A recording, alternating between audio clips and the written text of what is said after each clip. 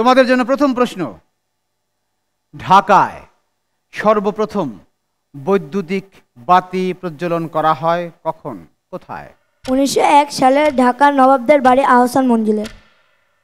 কোনো সন্দেহ আছে? না। মাশাআল্লাহ, একদম সঠিক উত্তর। তোমাদের জন্য আমি ছোট্ট একটি অ্যাব্রিভিয়েশন বলছি, এটার ইলাবোরেশন বলতে হবে। BAEC পুরো নাম কি, কি বোঝায়? Bangladesh atomic energy commission. Bangladesh atomic energy commission. Yes, right answer. তোমাদের জগৎ আমার দেশ বাংলাদেশ থেকে তৃতীয় প্রশ্ন, বিক্রমপুর জেলার বর্তমান নাম কি? মুন্সিগঞ্জ। মুন্সিগঞ্জ, তাই কি? জি। ইয়েস, মাশাআল্লাহ, চমৎকার, সঠিক উত্তর।